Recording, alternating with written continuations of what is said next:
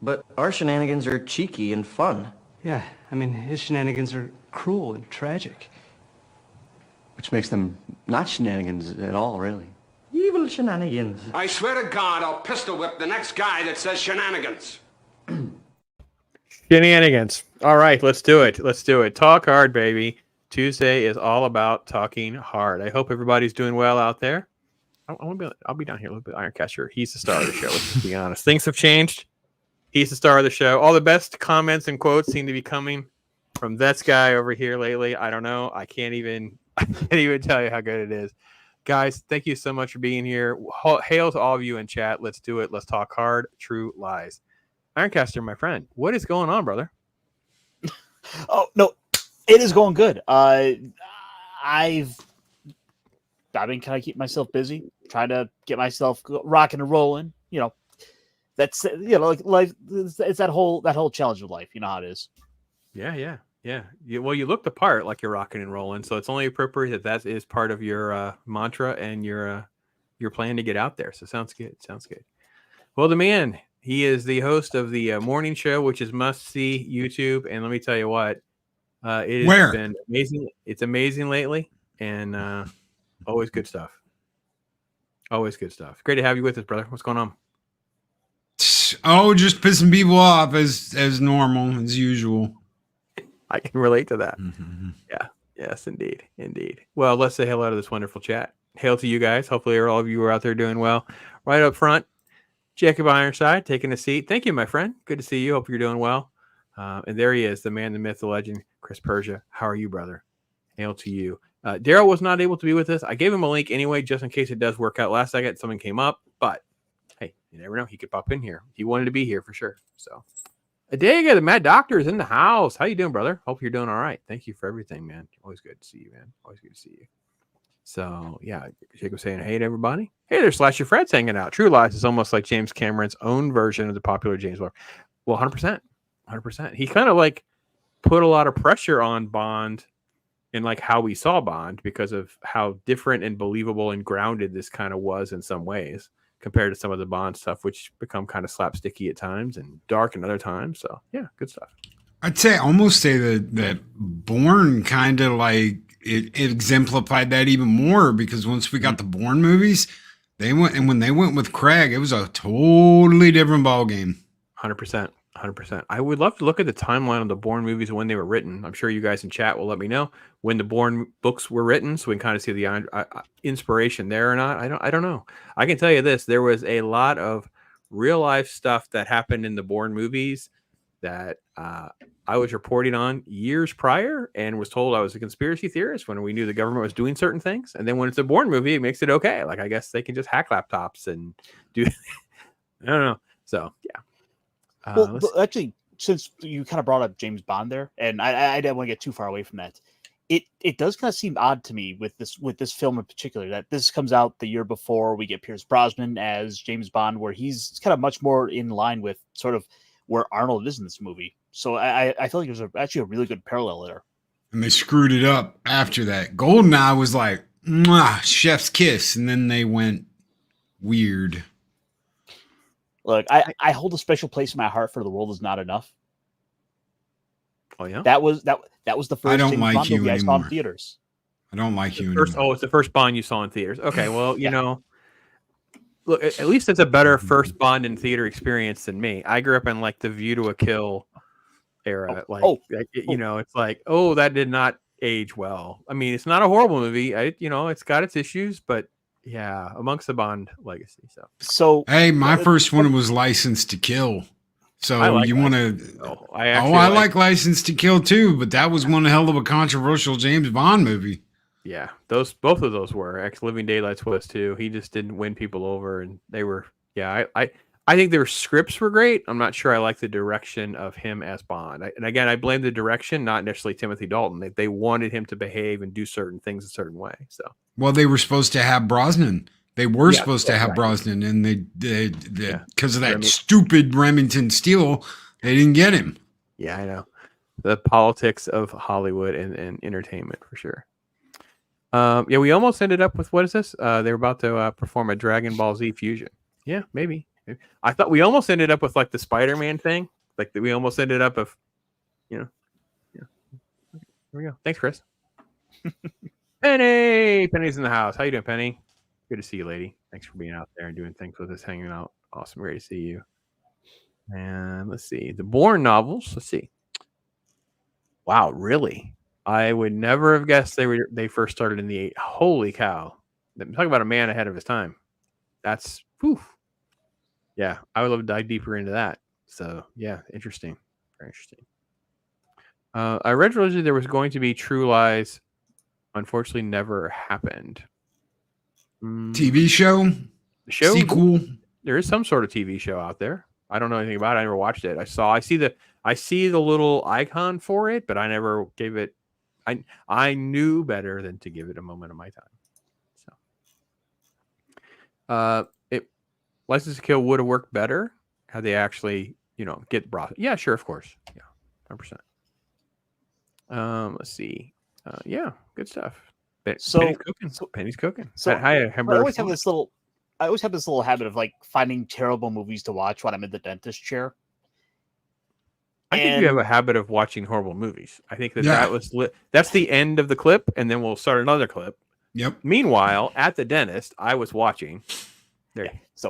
So the last time I was at the dentist, they gave me the option of films to watch while I'm sitting in the chair, and I'm like, all right. Well, the time before this, I sat down and watched Batman and Robin, and that made me actually prefer the dentist drilling in my mouth. And I figured, no, let's go with the James Bond movie. What do they have? Die Another Day. Oh, it's like one of the worst ones. It's unbearable. But yeah, okay. So I don't understand. I got to really identify with James Bond during the Madonna song where he's being tortured. I'm like, I completely get this. This is the most relatable I could ever feel to James Bond right now. I'll just say this.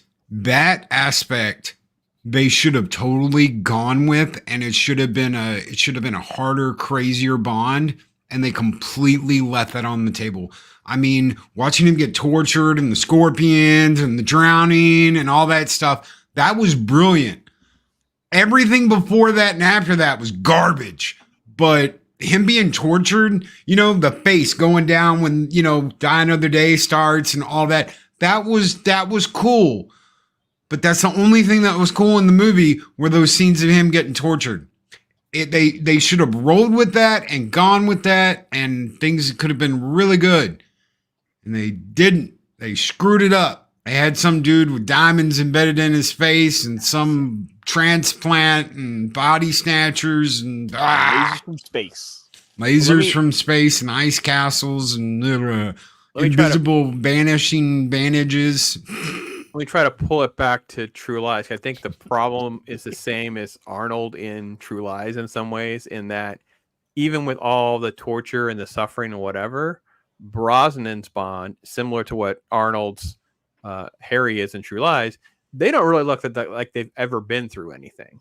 Whereas when you watch like a Connery movie, and even Craig, to Craig's credit, they actually look like they've been going through some torture. They look like they've had a hard time. Like when they're coming out the other side of it, you look at these other, like that last half of Die Another Day, you were like, he doesn't look like he was tortured like 5 minutes ago at all.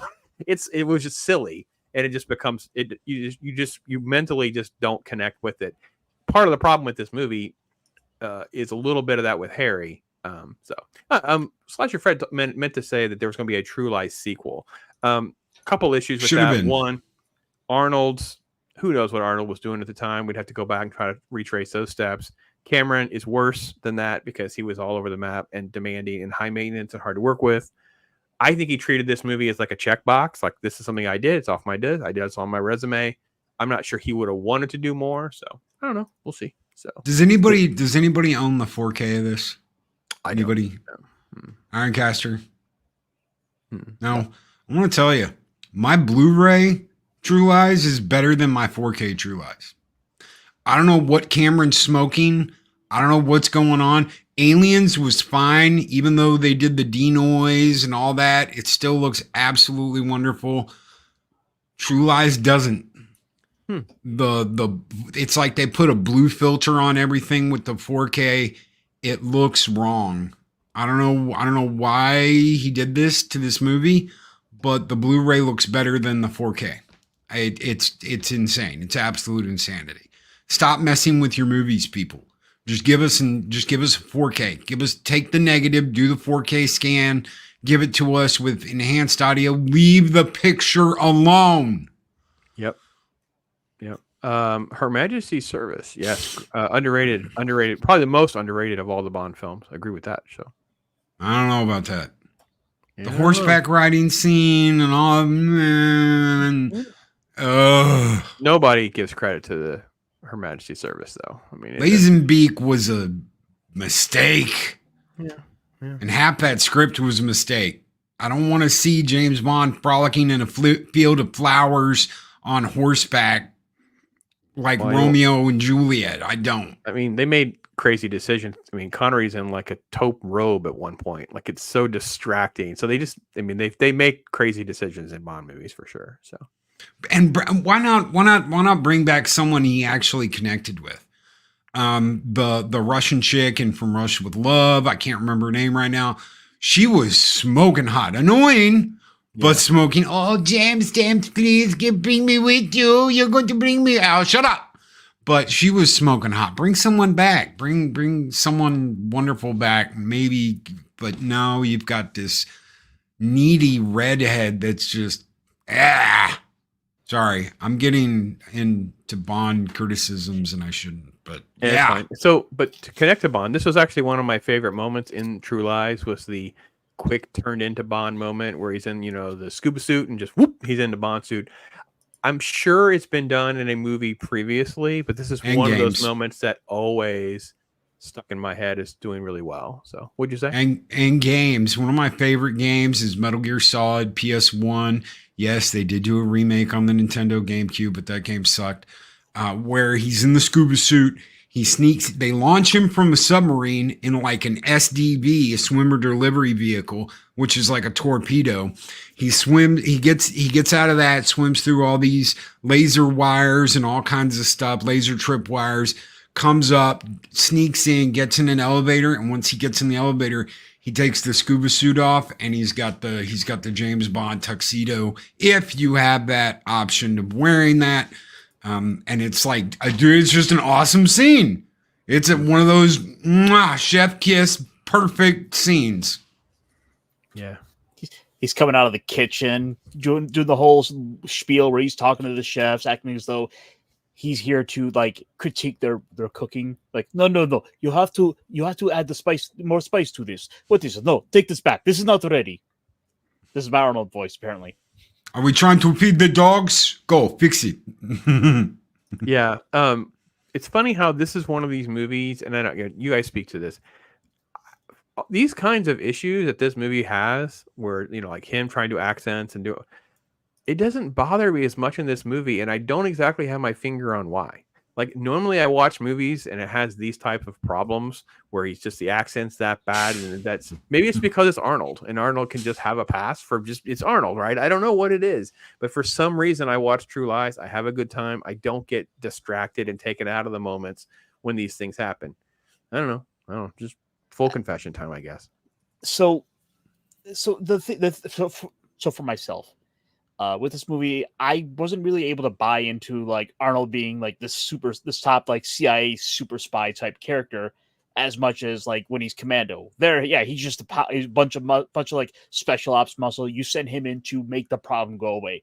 Here, no, he's off like using all the cool gadgets and having the big spy adventure. I'm like, this is the last person you would want to send in. He's not going to exactly be super inconspicuous. He's 7 foot 12 inches of like pure Austrian pure cut muscle.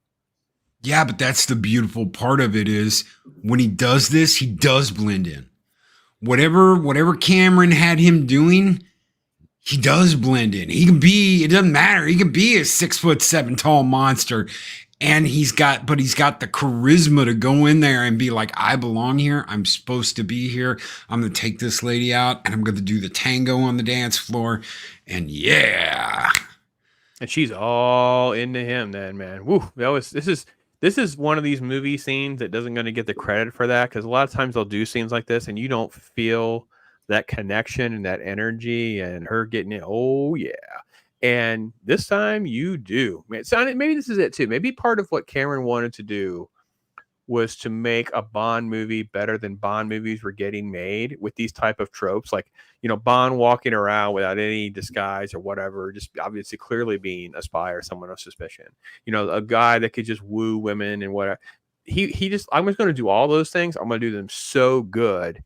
And like I said, some of the things in this movie that are kind of problematic. I totally agree, Ironcaster. Him blending in is absurd. There's no way Arnold blends in. He's just too big. He's in the accent and all that. But the way he plays it, I thought was pretty good. There's a scene that we'll get to with the sunglasses and the cigarette thing. That's probably my biggest beef of him not blending in. But other than that, it's done well. I agree with Loki on that part for sure. And let me say hey to DJ Ronnie G, who, by the way, I heard is also doing some Star Wars Day content on the 25th. So make sure you are subscribed to DJ Ronnie G channel. You don't miss any of that as well. Yeah. The premise was a little odd here because this is one of my... Okay, I guess I fibbed a little. It does take me out. So he connects the little flash drive thing to give the guy the remote access to the computer. And then later he just leaves it. So there's evidence and whatever behind. That part bothered me more than him being able to pull it off. I know that sounds silly, but that's where my brain was like, did he just leave that behind? So, yeah. Mike is here. Hey, Comic Relief Crusaders. Good. Yeah. But the opening sequence I thought was done very, very well. I thought it moves pretty quick. We have enough information to a story of an opening sequence that sets up a tie into the rest of the movie and we can call back to without having to get too far away from this inner relationship and the driver of the movie, which I love so much. Speaking of drivers, let's not forget Tom Arnold in the van. Absolutely brilliant. Those two guys working back and forth. Oh, here we go again. Brilliant. Absolutely freaking brilliant comedy relief. I don't even like Tom Arnold, but he's funny enough in this movie as the goofy sidekick that wants to be Arnold that it's funny.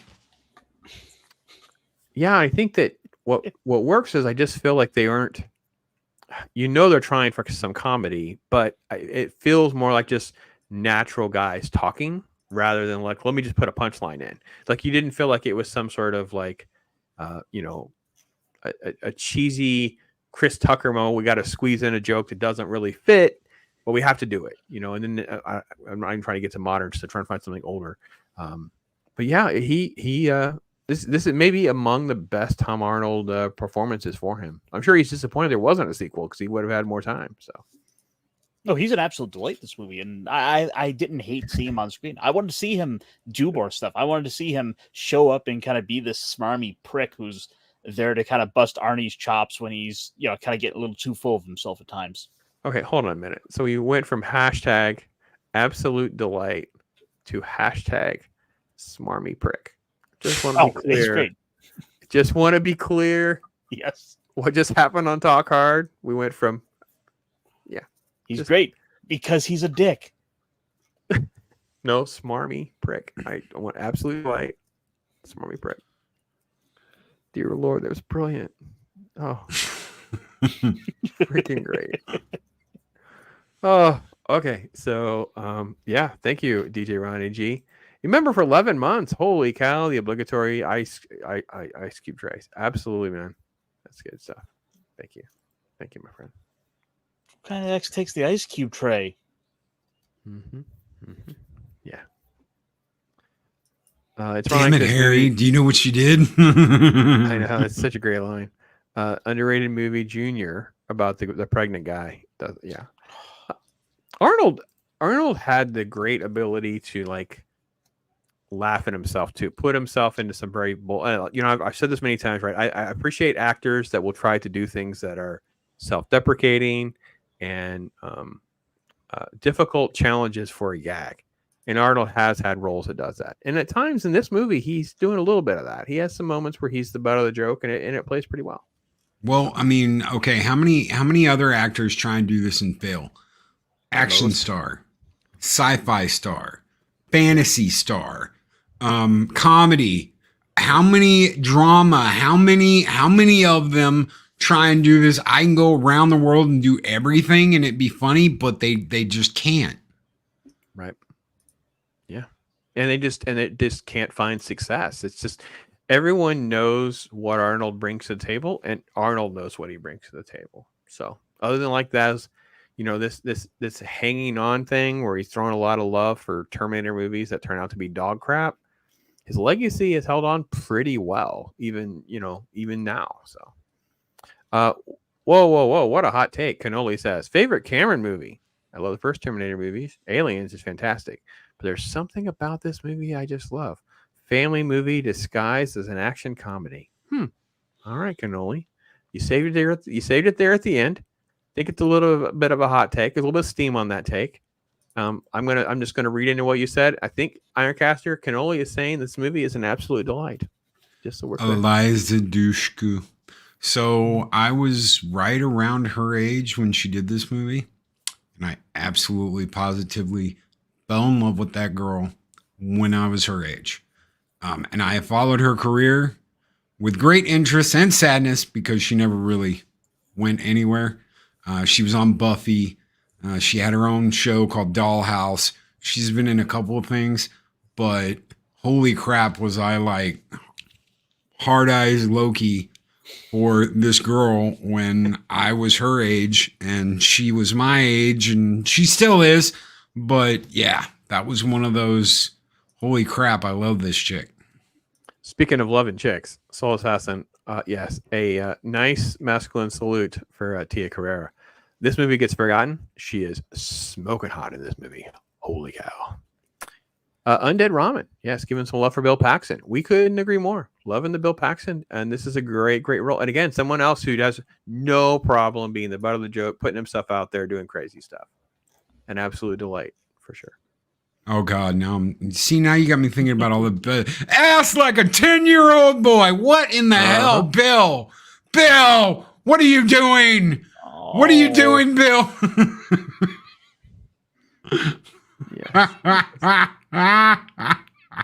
That's not a phrase I want to hear coming out of any actor from Hollywood anymore. Nope. Skull, brother. Skull. Holy crap, man. Yeah, no, this is good stuff. Pulls it off well. So get a little bit further, Ironcaster. Is there a shot of Harry wearing the sunglasses? It's really not this part. Yeah, this is the part that took me out of the movie. This is the worst part for me with him walking around. It's like sunglasses at night, carrying the cigarettes to spy on the guy, and then dodge a thing at the last moment. And I don't know. It was probably the weakest of the suspension of disbelief moments, like this part. But I have a fun time with the movie. It never ruins this movie for me, and I feel like a hypocrite. I feel like a hypocrite because I just have to own it. Sometimes you just like things, like Cannoli said. Sometimes you just like it, and I can't agree with Cannoli. I don't think it's near the top 5 of his movies, but it's okay. It's you know what? You know what you got to think about here, really quick. Let's just go over the 2 big ones, right? Terminator and Aliens. Mm-hmm. Terminator is a franchise that has been run into the ground. Aliens has pretty much been the legacy of Aliens has been kind of run into the ground, especially by our good friend that made the first one. This movie is just this movie. Yep. There hasn't really been anything to come along that's like chopped it down. Knock on wood, nothing happens, and they don't listen to this and go, oh, hey, let's destroy True Lies. But I mean, this has been untouched. It's still here. It's still as great as it was when it came out. Alien, the franchises those 2 franchises cannot say that. I can go back and watch T2. I can go back and watch T1. I won't go back and watch any of the other movies. Alien, I can go back and watch the first 2. I will sit through 3, the extended director's special, whatever. If someone has never seen it, I will sit there and watch it with them. Same thing with Resurrection. But I just can't. It's not a movie I'm just going to pop on and watch. This, I watched this twice before we did this. Yeah. So, yeah. I enjoy it. I there's a lot to be said for that, right? I don't know anything about this TV show project that they did. I have no desire to even give it a moment of my time because I've never heard positive things about it. But positive things said, Zach's just giving you a long list of some other ladies here, not only in Eliza, but Alyssa Milano as well. Pre-crazy. It was all before they were pre-crazy. Now, Eliza came out with a whole thing about the stunt coordinator for this movie. She named him. She said this is what happened. She didn't sugarcoat it. I have no idea whether that happened or not. I don't know. Apparently her parents were involved in it, which is even crazier. I have no clue. But yeah, I mean, this was all the pre-crazy BS. I'm not saying it didn't happen. I just don't know if it did. All you got to go on is the word of some of these people. But yes, it's before all the craziness started. And hell, I was her age when I was like, hard eyes, and even more so when she became Faith and Buffy, because she was a bitch. She was a hardcore B in Buffy the Vampire Slayer. I loved Faith to death. I wanted to see her kick ass, take names, and take everybody in Sunnydale out. All right. So, okay. In other movies, the horse stuff would bother me even more. Okay. The bad cop and the horse in the elevator are the two main parts for me. I still enjoy the movie, and I'm not totally ruined. Ironcaster, where are you at on the horse situation in this movie? Well, the thing that stands out for me that it's kind of my favorite moment is the band playing, where they're just that little cutaway gag of you have this guy on the saxophone playing his doing his thing, and then a motorcycle just comes rolling by. And then a guy on a giant Austrian on a horse comes galloping after. We're like, all right, we're just not playing anymore, are we? The rule of three is gonna. What's next? An elephant? Rule of three. That's good. No, that shot is good. And then the horse, and again, how they did that. I'd love to hear the horse story, because on the elevator, the best part of the elevator scene is the horse flicks its tail and hits the woman. Now, I don't know if the horse is trained to do that. It just happened to happen because you film for long enough. It's gonna probably poop in the elevator, so got to be some tail flicking going on. But yeah. And the little lady got the, press top floor, please. Yes. Yeah, there's some sort of TV series. I don't even want to acknowledge that it's out there, but evidently there's something out there. So, all right, Alien, Terminator, Predator, good 2 movies. Then, yeah. So you're not alone. You're among your people here. That's for sure. They played it out. They played him out. They never did that with this movie. So I can kind of understand someone picking this movie and going, you know what? That's my favorite. Out of all the badass action Cameron movies, that's my favorite. This by the way, Team Faith. Good stuff. This by the way is Loki looking at all these bad sequels. Just Yep. What has happened? These are not my movies. Put the sequel down. Put the sequel down. That's my sequel. It's no sequel for you. You know, he used to hate sequels. Yeah, he wouldn't do one. He wouldn't do it. Conan did it, yeah. And Cameron convinced him. Cameron had to convince him. He said, I don't want any part in a second Terminator movie. And Cameron said, look, Arnold, just read the script. It's a total flip on how it was last time. And he did. He listened to him and he read it. He said, okay, I'll do it. And that's what broke the I'm not going to do sequels with Arnold is Terminator 2. And he should have gone right back to the way he used to be. And that all came about because of Conan. He hated doing Destroyer. So I'm not doing any more sequels. Yep. All right. So after this, we sort of kind of get the, who are these terrorists? You made a big cluster, Harry. We get the great Charlton Heston show up, which is fun because he's just there and then they never ever bring him up again. So it's kind of fun that you have this rando, because I forgot that he's in this movie. And then I started watching and I knew the scene's coming up. I said, wait a minute. The guy with the eye patch is Charlton Heston, isn't it? And then sure enough, I'm like, there he is. Holy cow. Yes. Love it.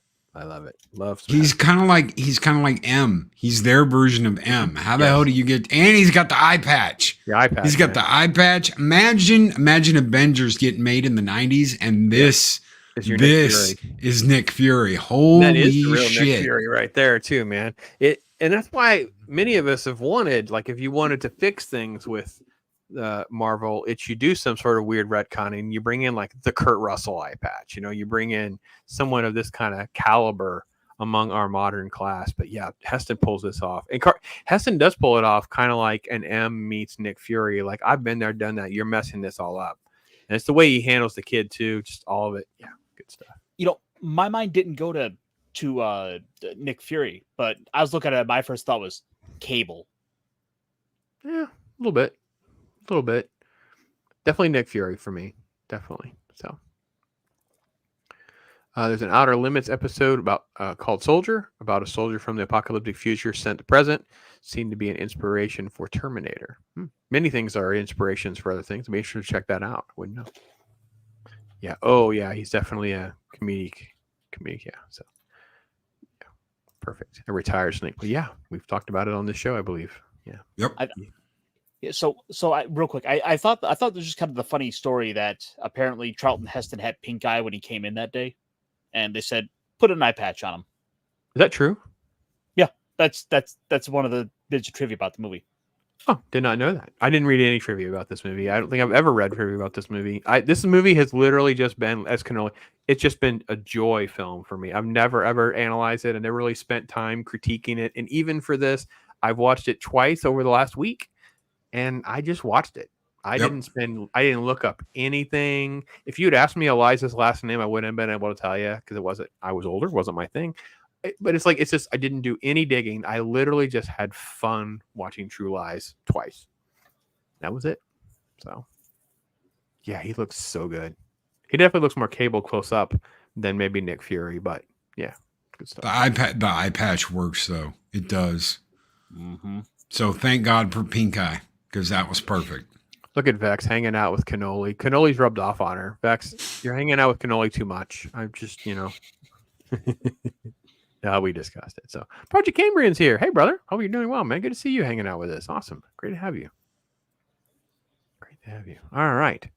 So then it sort of like becomes like, oh, man. As a dude that's had foo-foo dogs, and now I've grown accustomed to having the foo-foo dogs, this scene is still one of my favorites. I don't know why this movie has all this stuff that it just works, but for me, totally works. So you like him just yanking the dog across the street? It's pouring down rain. If you've ever had a foo-foo dog, when it's pouring down rain, for some reason, they don't want to play in the water. You get a bigger dog from like Border Collie on. You get, I have one that will play in the rain a little bit, but foo-foo dogs, man, they don't want to play in the rain like this. Pretty rare. Now, there are some, of course, but you get a big dog, you got a lab, you got what. They would just run. Oh, yeah. They'd be dragging him across the street. So the fact that he has to give that Yorkie a little tug, that's some good stuff. Now, I'm assuming a lot of this stuff was just gave Arnold a little dog, and this is what happened on set. But I don't know. Again, these are the little things that make my brain go. I don't know. Yeah. So. Oh, yes, there's another reference here, the Hercules. We haven't talked about that Hercules movie in a minute, but yeah, we've brought that up on the show at some point or another, talking about the Hercules Arnold movie from way back in the day. And how his Austrian accent was so thick. They were like, no, we're gonna voice over you. Yeah. Yeah, so with me on that dog thing. Totally get it, man. So, all right. And then we just kind of jump ahead to the relationshipy stuff where it's like, the wife and then the great Bill Paxton. And Elise is so good. Driving around the vet, just talking girls and Arnold acting. People were rough on Arnold when we were young. I don't know about everybody else later on, whether you're younger than me, but I can tell you now, during the 80s and the 90s in particular, Arnold was sort of mocked, and not as much as Stallone. Arnold was really mocked for not acting. Like, it was just like, you got Arnold showing up. It's moments like this that I don't think people paid enough attention to. There's not enough appreciation for this element of acting. It's not just doing stunts. It's not just action or whatever. It's these type of emotional response. And it almost plays silly, but it felt, yeah, I'm going to kill you. And that's the worst thing. When he punches Bill Paxton's just completely knocked cold. At least they went for the truth. Like if Arnold were to hit you with even accidentally giving you enough force, he'd just knock you out. He would knock you out, right? He's just that big of a human being. Yeah. Because unlike many of the people that we see as stars and action stars, like Tom Cruise, is like this little tiny 5'6" man. Okay. He's totally ripped. I get it. A lot of time in the gym. Arnold's a big dude. Arnold is not. Arnold is, I think, 6'1", 6'2". Big dude, right? Bodybuilder, the whole nine, right? So Bill Paxton playing with a gun. And it's funny because he does seem like he's not knowing what he seems like he's going to shoot himself in the leg. He does not seem like he knows what he's doing. Well, good thing it's like one of those sponge guns. It's not a real gun. It's like a sponge gun. It shoots out a little sponge sucker cup gun. Yeah, it shoots the dart, right? A little sponge dart. Yeah. They can. There's about a fraction of a second where you think it might be a real gun, but then you quickly realize, oh wait, this guy's been lying about everything. There's no way even that's a real gun. So I don't know if I'll find a way to, because I'm still working through learning how to do the clips and make shorts. Project came in, just so you don't have to wait for me. If you came in late, this was perfectly described by Ironcaster earlier. Tom Arnold in this movie is both an absolute delight who plays a smarmy prick. His words perfectly encapsulated. So that's you hear me use absolute delight way too many times in this stream. That's why. And it takes a set. You're either really, really dumb or you have a really, really big set. That's the gun he puts in the briefcase that he gives to Arnold's wife. Yep. So that's the gun that's in the briefcase. All she had to do was pull that thing out and really look at it to realize this is a sponge gun. This is one of those little sucker cup guns. It's a toy gun. Yeah. Pretend. So Vex, it's sort of like a mixed bag. Like I think there was like everyone loved to go watch Arnold movies because you were entertained. Like they loved him as the Hollywood star and entertainer, but he took a lot of heat. You know, no one expected him to actually be a good actor, and he never really did like heavy dramas and things like that, theatrical role. He knew his lane, right? But I think when you watch his films, you pick up on it. Conan has a lot of it. Early in his career, he was like trying to figure some of that stuff out. And then later you go through, you find movies like this, and even like Kindergarten Cop and stuff like that. There are moments you're like, wow, he's really good. I don't think he gets a lot of credit for that because of the type of movies that he's doing, which are more action and popcorn stuff than he does like dramatic film. So that's what I meant. Oh, the eyes. I can't even imagine they got a mask that's so like disproportionate to his head. It's just the fact that the eyes don't even line. I it gets me every time. Gets me. This is somehow more terrifying than the Arnold baby from Junior. This is extremely terrifying. Could you imagine your house and the roof and the helicopter and then some crazy eyed dude standing over you like this? Let's just, golly, dude. Yeah, the wall of your double wide just got cut in half and torn off. There's a helicopter with a light shining through it, and some big 6'7" bastard comes through the hole and looks like that at you. Oh yeah, you're in trouble. It's almost a movie in and of itself, where you could have this Bill Paxton character who's been doing all these big elaborate lies to make himself out to be a spy, only for it all to actually be true, and then now he's suddenly being forced into being the hero. That's a fun True Lies sequel. The True Lies sequel is actually about the Bill Paxton character. That would be fun. And it should be called. We should flip it and call it like False Truths. Maybe. Oh, R.I.P. Bill Paxton. I see you there, Vex. Yeah, I'm with you. Absolute legend. We're getting way ahead of where we are in the movie, Slasher Fred, but that was a great freaking line. I wish they had made a Terminator reference. Like if I could write the script, I think I could get it to work where they could have made a comment about preferring Terminator or something like that. I think there could have been a line that would have been, because it was fine the way it was. But yeah, good stuff. Kid Junior's a masterpiece. Okay, not sure. I didn't watch that again. I don't know. I've seen it a million years. So Should we talk a little bit about Jamie Lee Curtis because she Are we getting almost close to this dance? Yeah, this is the interrogation scene. Yeah.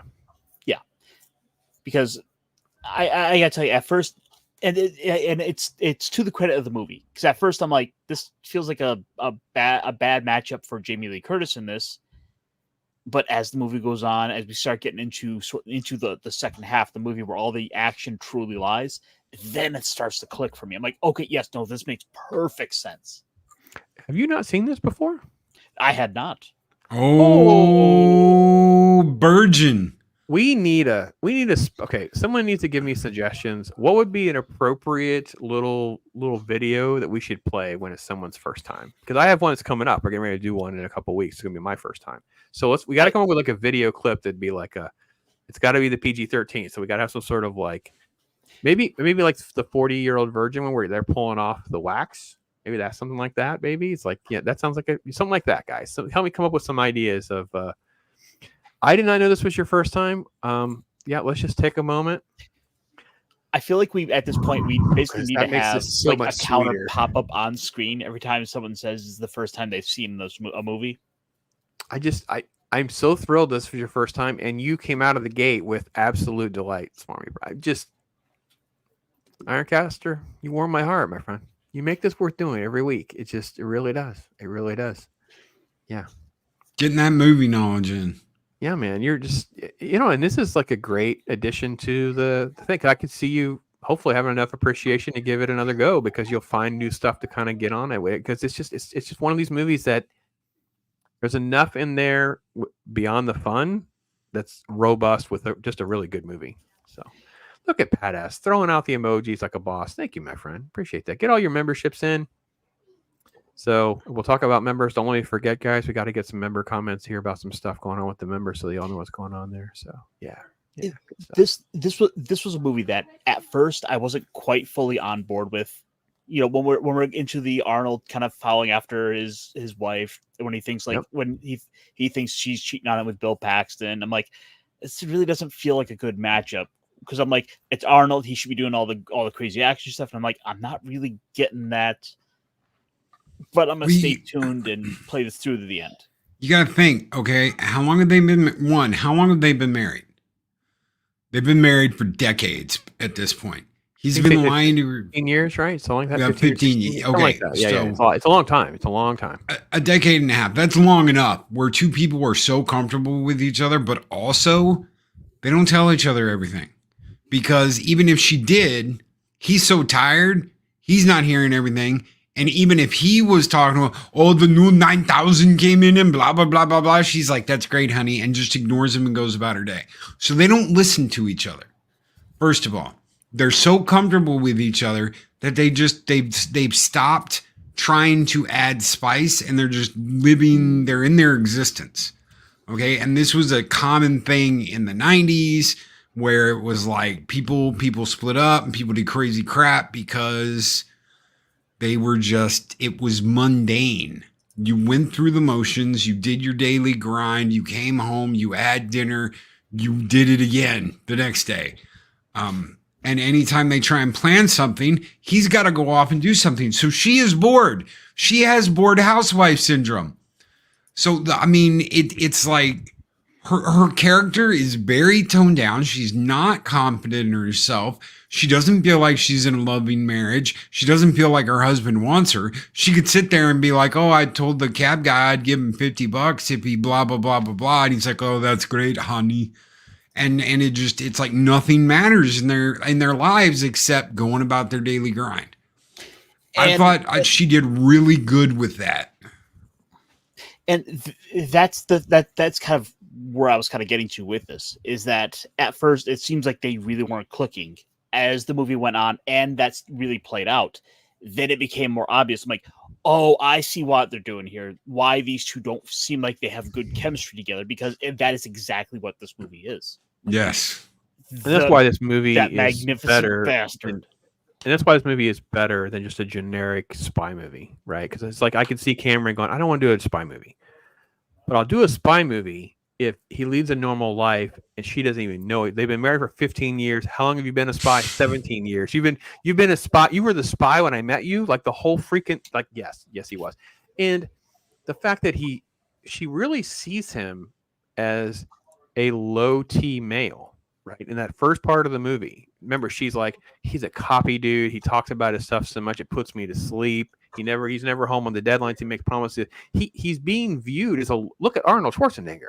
Arnold Schwarzenegger is playing like the low T guy, right? And it's like your brain is like all in knots trying to make headway of this. And yet at the same time, Bill Paxton actually says the truth all along. It's the housewife that can't get any and blah, blah, blah. It's he has really just pulled the curtain back on what's actually happening for those of you at home. And then it's like Arnold is quickly figuring out, all right, I see what my wife really does want.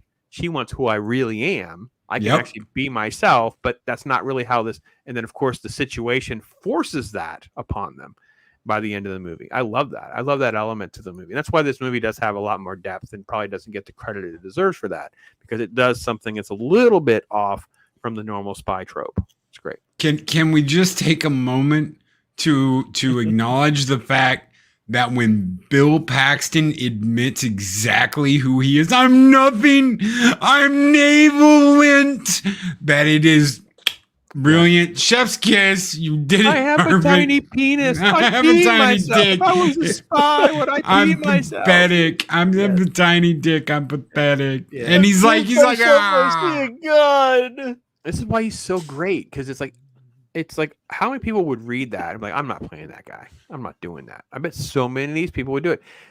And see, to me, I did a little bit of theater work and stuff like that, but I was only interested in doing something that would be crazy. Like, I didn't want to play anything where I want to play, the obnoxious character in the scene, or you just that would be the fun. Like, who wants to play the generic? But no, Bill Paxton has massive cojones for taking these roles, man. Like Aliens, it's over, man. It's a game over. Like, that is a freaking great role. Like, that's what we all talk about, right? Is that kind of stuff. And that's because he was so confident. He's the guy. We've got blasters. We've got particle phalanx cannon. Wow, nuke a whole city with this puppy. And then he's like, we're screwed, man. I can nail chicks, man. I got them lining up, man. I got this one girl. Now he's like, oh, man, I just pissed myself. Would I be a spy if I... Yeah, I mean, it's so good. Yeah. Yes. So we jump ahead a little bit, and now that the other guy's been taken care of, we still have the issue of the housewife who's getting lonely and she's looking for a little excitement, and she's got to kind of learn a little lesson out of this whole ordeal. She's about to get it too. She is about to get it. And I'll say the thing that really makes this work, in addition to Jamie Lee Curtis looks fantastic, is the fact that she's also awkward. So the first time they do it is when she spiffs herself up in the hallway, right, with taking the water out of the flower. Her heel gives way on her right heel. It's like she's not really comfortable in this, right? And then as she's trying to pole dance for Arnold, she falls backward. And Arnold goes to get up, like, oh shit. And then she gets up and he's like, okay, back to being Mr. Cool. Yeah. I think that's what makes it work for me is I don't know. I will say it is funny how movies can do the tape recorder trick. It does not work like that. So, go ahead. This was one of those other scenes that really stood out to me for even just the trivia, because apparently Arnold thought she actually did fall. He was about to break character. Yep. And he said, no, wait, no, we're still rolling. I've got to sit back and play this cool. Yep. Yeah, I liked it. I like it a lot. It's good. It still works. Again, I watched it twice, and this was still some of the good stuff. So there you go. Copa's in the house. Good to see you, Copa. Yeah, then it kind of turns sideways, where now all of the real life spy stuff just comes crushing in on a little story arc and brings us right back together and forces them to deal with kind of like her fantasy and his secrets are all gonna worlds collide. Very good. Very good. Good stuff. Oh, man. Scott Westbrook. Man, oh, man. You're crazy, man. Thank you so much. $5 super sticker, Scott Westbrook. Thank you so much, man. I tell you what, you guys, Oh man, you make it so important and stuff to just kind of keep doing this and doing better than we can, trying fun stuff to do you guys is moments like this. I just can't thank you enough. Thank you to you, all the other members that are out there. I appreciate it, man. So, all right. This is. Go ahead. No, I think it's funny. I think it's funny how this at this moment all this is intersecting. Where Jamie Lee Curtis, she goes to knock out the guy because she's like, this guy's a total perv. I just had to leave this bug behind so I can go ahead and like clear this so I can like not be busted by the CIA. I'm just gonna bash him over the head with the telephone. And I'm gonna hurry on out of here. I did my job. I'm done. Only to then realize that she's like getting her clothes and kind of on her way out. It's her husband. What's he doing here? Yeah, and then she thinks that they're there for her, not him. But she doesn't. It's just everything about it is the awkwardness and the uncomfortableness. Like I said, his secrets and her fantasy being thrown together, smashed up into like this new reality that they'll never be able to undo now. With this, the weakest cast member of the movie is probably the terrorist guy. He doesn't seem intimidating like at all. But other than that, but Tia Carrere's back, so there's that. And Jamie Lee Curtis is like always looking like that the rest of the movie. There's that. So I don't know. I thought the scene where the guy runs out of batteries, where he's like, "Battery, then go get another one." Yeah, that was a good scene. It was a good line. It was a good thing, and it plays for some levity and things like that. Sure. Cope is trolling us. I was muted there. Yeah. No, it's one of those things where you always kind of wait and expect like, oh, they've always got the battery. They've always got a fresh battery in these things, so it's never an issue. But here we actually see it come up, and at least for a bit of a joke, it is an issue. Which shows how long he said. They did, it shows how long he'd been standing there talking to a camera. Right. Shut up, dude. Get the info out. We have these people. We have device. Give us exactly what we want, or we will detonate this device. You have this many hours to respond. Instead of my people and da da da da da and blah blah blah blah blah and all hail the da da da da da. No. Give your demand. Show what you got. And go and tell them this is, you're either give me this or this is what I'm going to do, and get it over with. They don't need for 2 hours of videotape. I love the fact that there is this video camera and whatever. How sort of like we've aged out from that. There'll be a generation of like my children's or whatever who are like, I don't know, I've ever seen that or what. I had one briefly when they were young, and we eventually got rid of it, but. Yeah, it was definitely a thing. Cameraman's great, by the way. He is. I love the cameraman here in the shot. Do you remember the like shoulder mounted shit pops with like the floodlight? It had the box light on top, and you had to carry it around, and you had like back strap support, and you were in my holy land. We'll put it back in a second, Arcaster. So. I literally had a job in college. I ended up having like multiple jobs. I kept this job. I hated that. Plus, of all you hate the job. I kept the job because I had access to AV equipment, so we could film. So I had access to. They had 1/2 and 3/4 inch editing machines. I had this. We had like little VHS, but these big mounts. We had rigged up with what they had. We'd rig them up to like scale it up just a little bit. We were never like Hollywood, but we could just do a little bit. And I think as a friend of mine and I were talking about this recently, because he really kind of follows that I do this, but he's not really connected to it. We were talking about the old days of doing that. And he's like, if we just had moved to like New York, California, got plugged into the right circles, whatever, or scaled up, whatever. And I'm like, yeah, dude, we were so in like boom mics and all that. 100%. And these things were massive. They were heavy. You had these big suitcase things. These you had to stroll around. And this was not like film. This was just video. It was so cheesy. Your end result was just so cheap and cheesy looking, but yeah, man, it was great. I love it. I'm glad that I lived during that time for sure. Back to the movie. Wait, how great was this torturer guy, by the way? He is the most wiry, skeletal looking guy. He looks like he couldn't even scare away crows. He's that wiry thin, and yet this is your big torturer guy. The I big like guy, that. you don't have to have a big muscular guy to torture somebody. No, but that's the brilliant of it. Like this guy, it's perfect. Like he is the most like kind of sickly looking weak guy whose whole job is to make you scream, is to make you say whatever he wants you to say, just to make the pain stop. This is the guy you want. You don't. Yep. Okay, big guy shows up with like a hammer and some crap. You're like, yeah, he's just gonna. I'm just gonna end up dead. So I'm not gonna say anything. Someone like this though shows up and starts pulling out like battery cables and all kinds of crap. Yeah, you're in trouble. You're talking hours and hours and hours of torture, if not something a lot worse than just some dude with a hammer that's going to knock your teeth out if you don't talk. I wonder why he didn't get other roles that are similar to this, because he seems so perfectly cast as like that weird, creepy torture guy. He seems like he could have easily have shown up in a lot of little roles like that, but I don't really associate anything else with him. So anyway, yeah, no, I loved it. I thought it was great, and I love the fact that she's still very oblivious to how serious all this is. Like until we get the truth serum, right? You got to start unpacking a couple layers before she's starting to it's really starting to sink in.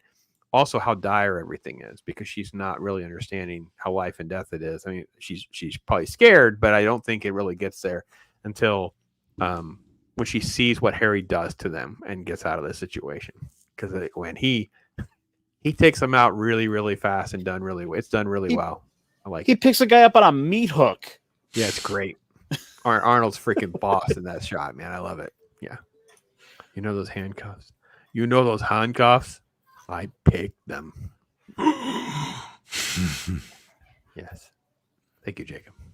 Yeah, good stuff. Good stuff. So, Ironcaster, where are you in your thought with the movie now? Because now the movie just ramps up to action film the rest of the way. So, where are you at on your thought process? Because, again, first time watching kind of thing.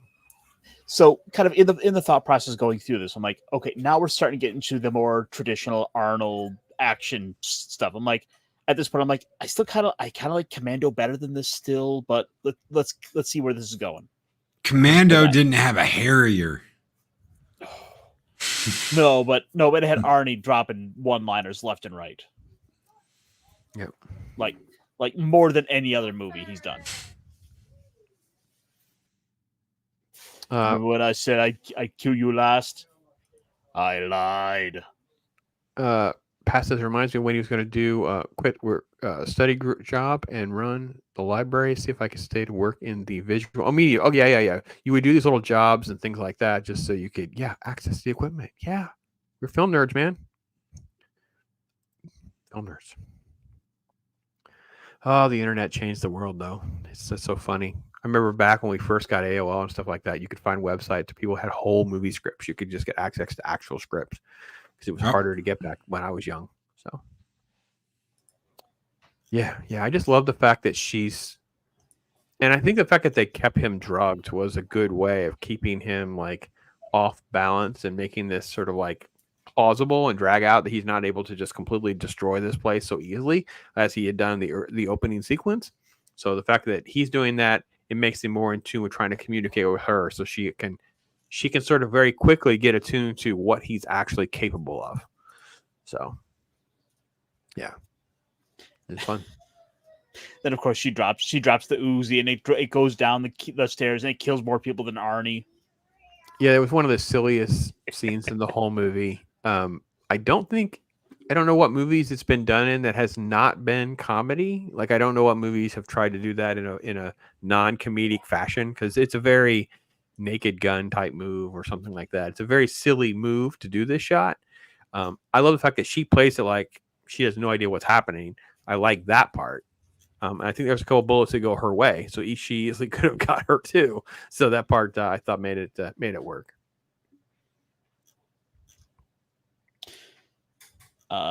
So they go and wipe out all the terrorists here, except for the couple that got away in a couple of box trucks. Then we got to jump forward. They are on helicopters chasing them down. Yep, we get to Loki's favorite scene.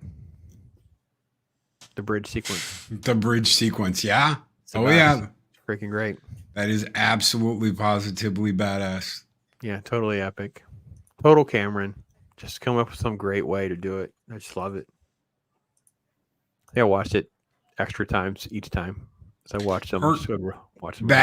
That, yes. Yes. So I watched this like, I think maybe a year ago, maybe more. I can't remember whose show it was for, but I rewatched this and I was like, holy crap. If that's not the coolest tuck and roll you've ever seen, I don't know what is, because the guy comes out of the van, or when they shoot that, it blows the guy out of the van. He doesn't tuck and roll. He gets rolled under the van. But the Harrier pilot is like, nope, and tuck and rolls around the missile. And I was like, that's brilliant. Absolutely freaking brilliant. And watching this, seeing this play out, I'm like, that's where Loki got this from. Absolutely, 100%. 100%. Hey, Connie, how you doing? I'm learning so much. I'm learning so much about the skulls. Yeah, we're breaking you in one movie at a time. We didn't know we were doing 40-year-old virgin on you on this, but yeah, we did. Yeah, this is so freaking great. Yeah, even down to the freaking pelican. Mm-hmm. Yep. Good pelican cameo for sure. Yeah. And for me, I just love again, the rest of the movie. It's just action, fun, have a good time, family come together kind of stuff. So yeah, good stuff. And then they kind of like I said, they kind of call back to that opening scene with oh geez, look how good that is though. And him on the helicopter getting ready to catch her. Yeah. With Juno in the car. I forgot. She looks over. She sees she's like, I can make it. Ah, crap.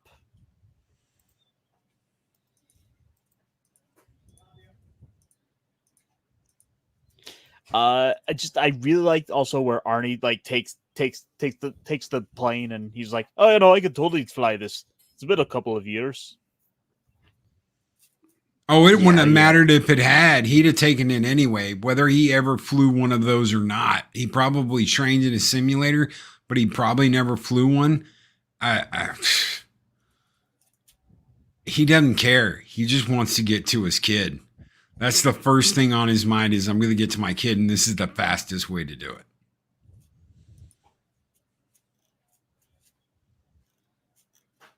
Which, by the way, is like one of the best freaking sequences when we finally get to like the fight on top of the jet. Oh, him destroying the building is absolutely epic. Him flying around the building, just hovering, flying around the building, chain gun going off, missiles firing. Yeah. It's just one of the most intense sequences. I'm like, I'm on the edge of my seat. I'm watching. It's like, oh god, he's trying to like save his daughter. He's got he's got this guy behind him who's like slowly crawling up to get at him, and he's trying to. And he's all while all this is going on, trying to maintain the balance of the plane as well. He makes one small movement wrong, everyone's going down. It's done so well because it's just it's so extreme. Like I said, it's Cameron showing off for the Bond genre, the spy genre, that kind of thing. So for sure. Matt is here. Common Idiot's in the house. Hey, brother. He'll be with us next week for Galaxy Quest. I did the YouTube membership thing there. Just I didn't want to forget. So those of you know, So congrats. Thank you, Victor. Real Wade Nation, Leia Rose, Boosh, and Deborah Cohen getting those memberships. So we'll talk more about that in just a moment. But we'll make sure I got those done before the end of the month for sure. So, oh man, I just love it. I just love all the silliness with the plane in the back. How could you not have that shot? You have to have that shot. He's going around the building. He's taking shots. You got to have a point of view angle with this stuff's been done since the 60s. We have to have that switch. So I'm so glad they did. And it just makes me happy and smile. How about you, Ironcaster? How was that for you? Were you just having a blast with this last third act? Oh yeah. Yeah. Everything's set up here. I'm watching this like, of course, come on, this guy's gonna have no idea what's going on behind him at all. There's no way they're not even gonna like make him aware of this. And no, they actually like crashed the plane into the room after he just got done cleaning it up. Yeah, they play it for that gag. Yeah, yeah. I'm actually surprised they went there. They actually did destroy the room. Like I could just see him looking at it thinking, "I'm not cleaning this up. No, I quit now." Jacob's pointed out that we went past it. There's a scale model shot there for that bridge is huge. Yeah, the stuff that they do is just epic. It's just epic. We probably could do a big deep dive into the bridge sequence. It's fantastic. But the fact that they carry it on from the bridge sequence to this, it's just great. It's just great. All right. And just the silliness, running on top of the plane, and I'm just having a blast. Just having fun. And then, of course, he gets caught in the missile. And you look at it and say, he's going to do it. He's going to do it. And then we close up on Arnie. And he's got the forehead glistening. He's got the look. You're fired. You're fired, yes. And I will say, like, again, these are the kind of things that normally bother me. I get hung up on these kind of silliness. I get hung up on... And for some reason, True Lies doesn't do it. And I wish I could explain why. Maybe it's a hypocritical thing in my bone, but for some reason, I let some of the silliness and some of these things and contrivances and all that work go on this movie. And I could just tell you, I just enjoy it. I just have fun with this movie. So, yeah, really, really do. All right. Got any of the closing shots real quick so we can wrap up some of the... Yeah, look at the explosions. Got to blow something up. Yeah. Got to show it off. Yeah, there we go. And then, of course, we cut to, they all get together a year later. Yep. Helen gets her dream. She's now part of the spy ring, and she can be there with Harry, and all things can be... Yes, there you go. Boris and Doris. We're on. We're on. It's good. Yeah. It's very, very good. When Bill Paxton sees them and pisses himself, that is one of the best parts of this movie. And then the tango. Those two things at the end of this movie just... And they didn't even have to have it didn't have to be there, but the fact that they do it is such perfect callbacks. It just elevates. It's just so good. Like, oh no, and then the tango. So yeah. And she plays into it too. She's like, "You want me to do them here?" Bill Paxton, man. Oh. Fear is not an option. R.I.P. Bill. R.I.P. Bill. Oh, brilliant. All right, let's give ourselves enough time. Ironcaster. First time. We did not know this was Ironcaster's first time, guys. This was something we selected. It's the 30th anniversary. I don't know if it's going to get a re-release or some theater time or not. 30 years. That made me feel a little too old. But Ironcaster, first time. What's an Ironcaster score? What's some of your first thoughts? And how long till you rewatch it? So I kind of went back and forth as I was watching this movie. At first, I kind of had some issues at the very start with that juxtaposition, as we kind of already touched on. And as the movie started to wrap up, and I started seeing how all the pieces were fitting together, once I started to get the fuller picture of this film, I'm like, okay, now this is all clicking. Now this is all making sense. I see where this is all coming together. Like, this turned out a lot better than I was expecting when I was about a third to halfway in. Sure. So I'm gonna say it's a solid 8.5. Wow. Okay. That's even higher than maybe me. A 9. That's fantastic. Wow. Good for you. I'm glad you enjoyed it that much. That's awesome. As for the rewatch, maybe soon. I might have to go and round up a friend or two and say, hey, have you guys ever seen True Lies? Yeah. Yeah, just let's share it, get some other feedback, get some other thoughts, get some other experiences in there. I think that's what that makes us happy as nerds, man. That's good. That's good. I'm glad we did this. I'm glad we did this for sure. So, Loki, I know you watch this regularly. You downplayed the 4K, which got me off shopping for that, which is good because it's very pricey. But this film's kind of on lockdown. It's not easily accessible to everybody. It's one of those films that's kind of vaulted. No one knows exactly what to do with it. I don't know why, but yeah, they got issues. So, where are you at on this, man? So I bought this I got a 3-pack. So I got Alien 4K, I got this, and I got the Abyss. It's like the Cameron pack, right? Right.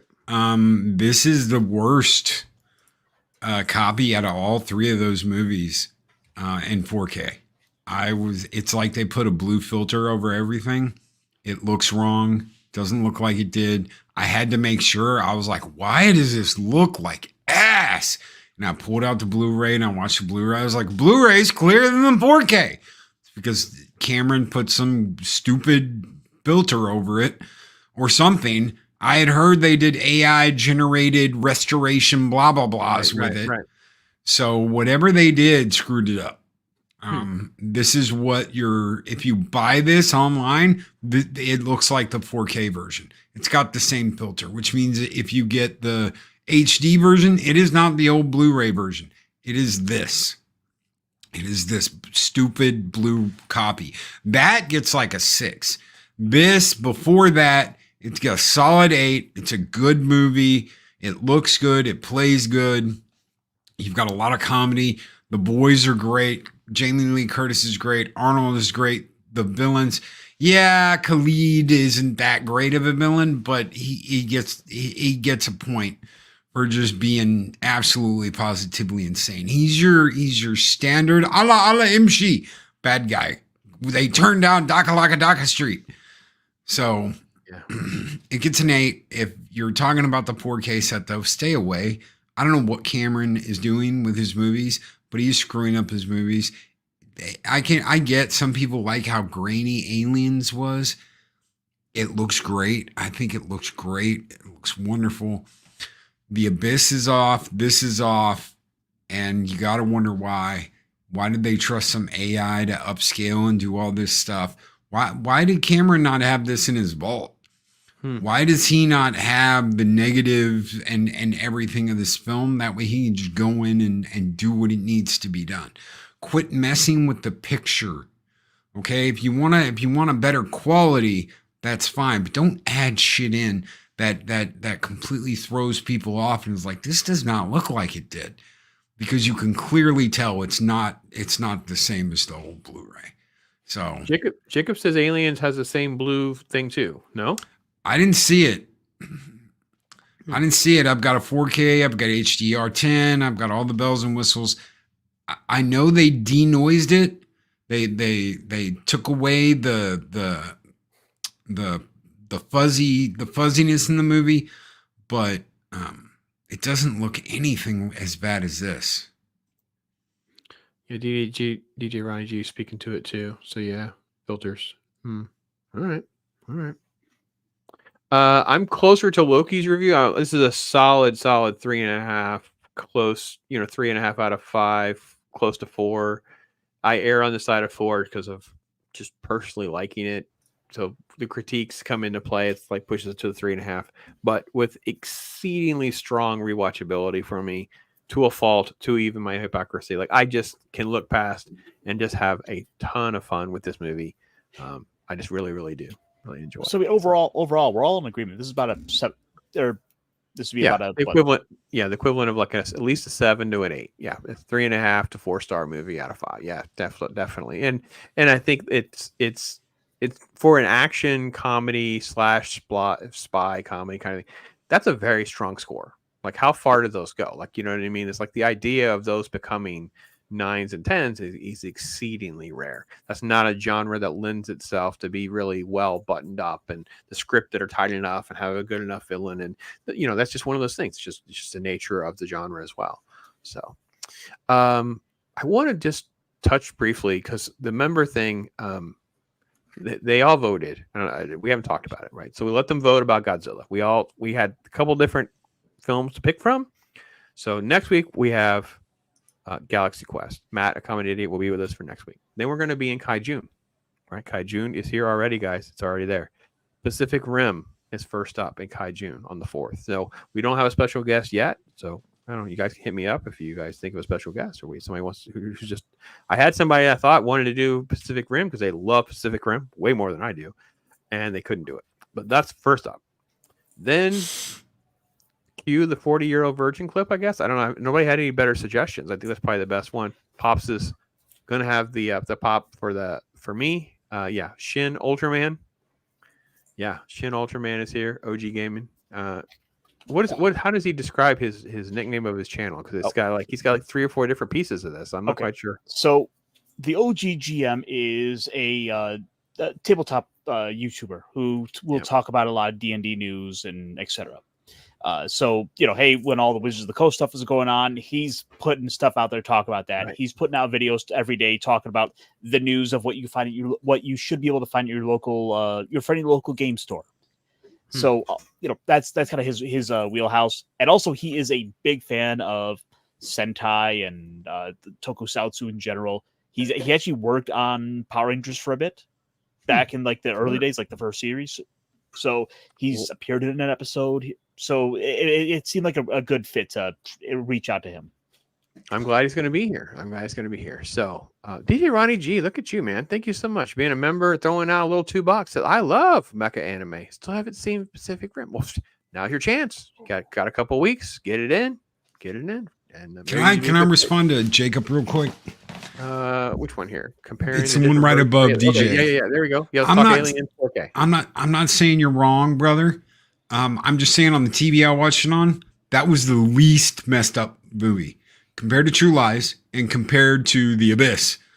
Aliens was the least. Why does this look weird? I know they took the fuzzy. God, I can't think of the name of it at the moment. How fuzzy the screen looked. I know they took that off of there and they cleaned it up. And some people have the grain. They took the grain out of the movie. I get that some people like that. They didn't know it was going to be grainy when they filmed it because the film they used was new, but it was supposed to be better, but it left it grainy. And Cameron never liked that. He didn't want it to be grainy, or at least that's what he says now. But out of all 3 movies, that one's the least visually weird.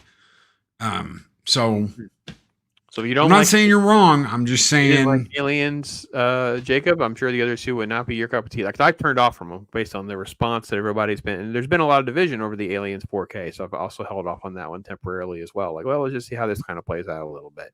I'm good with what I have, so I didn't have to upgrade.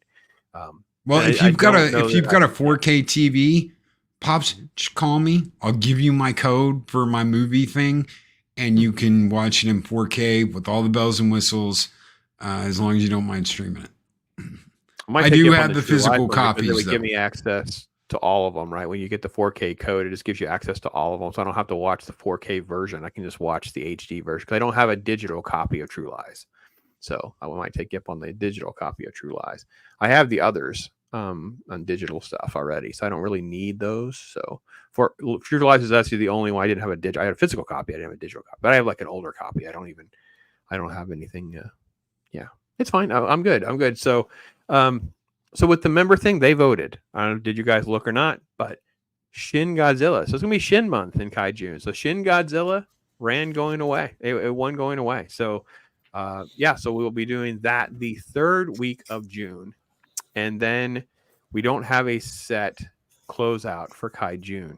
And I think I'm leaning towards, and I haven't heard Ironcaster is ready to throw down a suggestion. So I'm going to put my vote. Chat, you guys get ready on your votes here. So I think I'm ready for Cloverfield. I have not watched Cloverfield in a long time.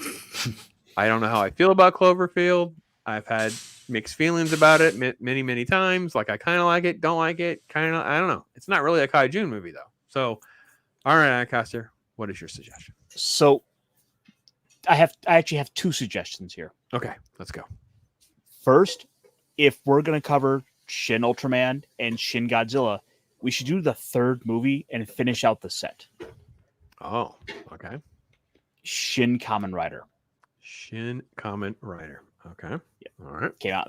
I That's was a fortunate enough to possibility. get. I was fortunate enough to get to see it in theaters last year. I actually put out a video on my channel Yeah, where I was I just kind of remember coming out of theaters talking about it. Yeah.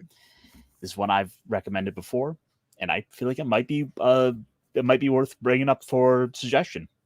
Okay. All right. What was your other suggestion? We possibly go back to something from like a throwback from the 50s, something like Them or The Deadly Mantis. Okay. The Deadly Mantis. That's okay. It's an OG reference. Them is an interesting reference. So I don't know. Loki, you got a suggestion or something you'd like, you're good to watch, or what are you thinking? I'm amazed that everybody picked Shin because that's the least craziest movie in like the whole set. So really is. that is the calmer version of Godzilla. Yeah, there's some cool moments, but he's not really fighting anybody besides Japan itself. But then again, they did that with the last Godzilla movie, -1, and it did absolutely gangbusters. So maybe that's what we need. No monster versus monster. Maybe we just need B monster running around. If I was going to suggest something, there's a Sasquatch versus Sasquatch movie out there from back in the Godzilla days. And this is old. This is really old. So it's like giant King Kong versus King Kong, but they're different colors. So they hate each other because they're different colors. Get it? So, okay. All right. Yeah. We got kaijun racism is a metaphor. I like it. Interesting. Okay. All right, you guys. The Haunting War of the Gargantuans. Thank you, Project Cambrian. War of the War of the- Gargantuans. Yeah. All right. Is that the name of the movie you're talking about? Yes. Okay. All right. I was going to look it up, but he saved me from having to look it up. Godzilla's biggest fight is within himself. Sasquatch versus Sasquatch. There we go. There, Ronnie G. Good job. All right. So we'll keep you posted on that, folks. And again, the members voted, and I was surprised. So obviously we're headed into Star Wars Day. I do all this extra content. I do a lot of pre-records. Things like that are kind of coming out right now. I'm getting it all queued up. They voted to not have any of that content. So for those of you who thought, nope, we're going to hold it back. I closed the poll. Enough people just said nope. They're waiting until Saturday. So they'll be set up as premieres. So there you go, folks, if that has come up. But a lot of the other stuff for members, it's there ahead of time. You'll get it when I queue it up. I also have a members only thing that's coming here soon.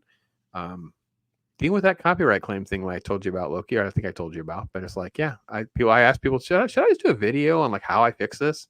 It really is not hard to fix, but some people are like, yeah, I could really use that help. So I'm going to do a little play. I actually re-uploaded the video to get the copyright claim again, so I could walk everybody through how I fixed it. Because it was really only like 11 seconds versus 9 seconds of Star Wars music. It's that retarded. It is that retarded.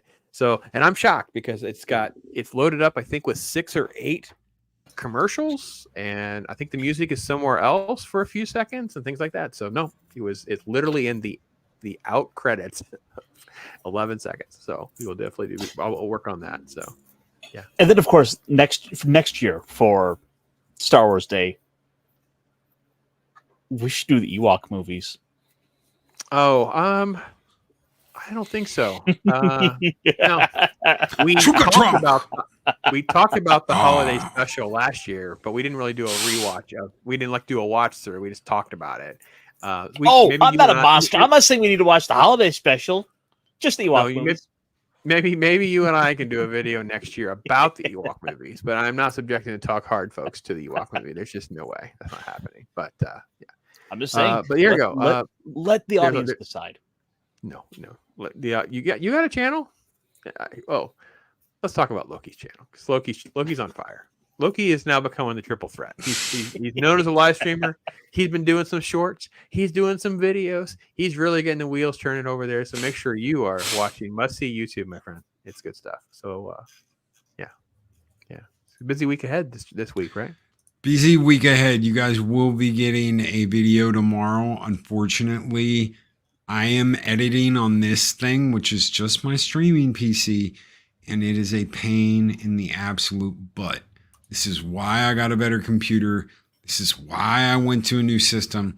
and trying to edit with the current day software, which is a system hog on this old computer, is a pain in the ass. So I will be getting a video out. It will be tomorrow. They may be a little late until I can get Sparta back.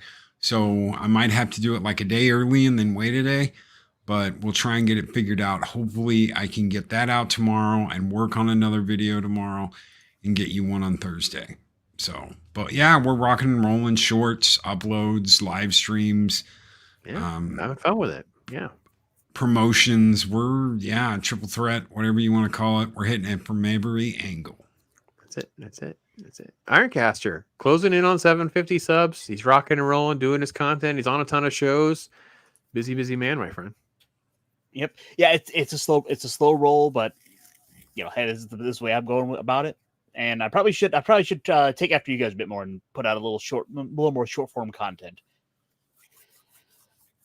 Yeah, but if you one guys, step at a time. Yeah, just do your thing that you feel comfortable doing. I've been using Opus AI. It takes your long form content. It makes all these suggestions. It kind of does a pre-clip for you, and it lets all these captions are already there for you. Takes a little getting used to it doing it, but it's kind of one of the ones that big people do. So that's why I started there. And they recently have changed it, so it slowed me down a little bit on the learning curve because, when they do these software updates, as Loki can attest, it completely throws you out of your routine because you're used to going A plus B plus C. Wait, that's not there now. Wait, that's not there now. Oh, I got to watch the how-to video. Oh, I drag and drop it now. Oh, okay. I didn't know if you didn't tell me to do that. You just changed it. So things like that. But no, I definitely would recommend it. And if nothing else, it's like a commercial for the other. And again, the Talk Hard clips have been such memory moments for Pops. I had to make a little Talk Hard Shorts playlist just with just the shorts that are just from us because I got to be honest, how can I not have a clip? It has to happen. Absolute delight and snarky prick. It's the best. It's the best. It's gold. It's gold.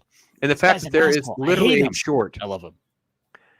I think I told you, Ironcaster, you do realize we interviewed the director of Tremors. He was talking about a sequel. And you made it about sharks. I totally forgot. This is before Shark Side of the Moon. This is before the Summer of Sharks. This is before the Shark Caster. We're talking to the director of Tremors, and you're like, well, it'd be cool if it went full circle and it was really sharks. And you're like, the irony of this statement is incredible. Like we didn't even flinch in the moment.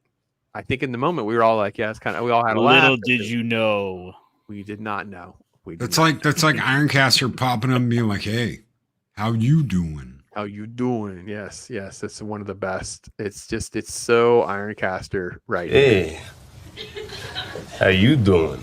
How many people would believe that's really you? Because that is so believable. Like that is just that's awesome. I can neither confirm nor deny that I've said this before. That's true. We cannot. Okay, so let me plug. Last thing I'm going to plug is, Star Wars Day is coming, and that's my day to say, love the IP. Here's the things we love. I'm going to start streaming at 8 in the morning Eastern time. I got a midday stream and an evening stream, a couple pre-records in between. And let me tell you what, the people, Baron Admiral Tag,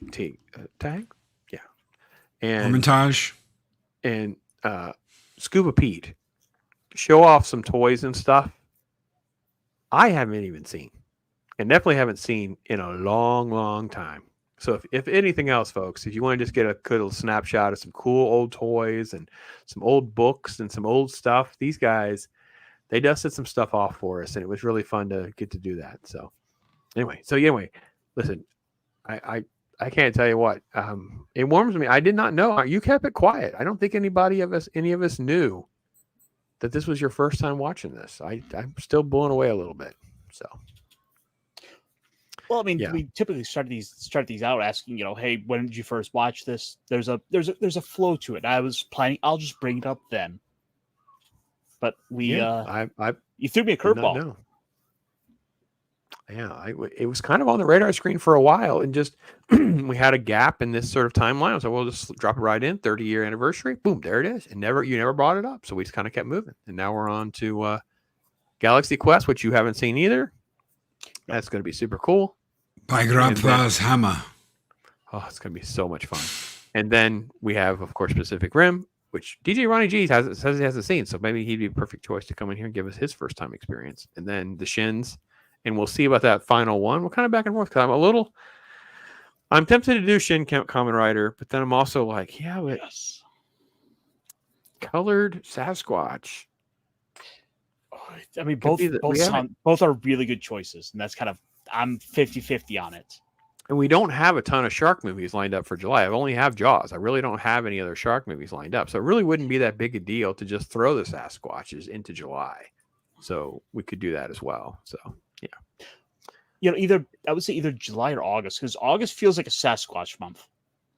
What do we have a whole bunch of things already. Like you're by the way, Ironcaster, he has a long list of things he wants to get to. And it's like, he never has like the thought of like the schedule that we're building. It's like, there's only so many weeks. Like, you do realize we've already got a whole month of October is already booked. He's like, this horror movie would be really great for Halloween. I'm like, yeah, like in 2026, because you've got like 9 things ahead of it. Are you kidding me? Look, I just have spur of the moment thoughts. I'm like, hey, here's a thought. Here's a thought.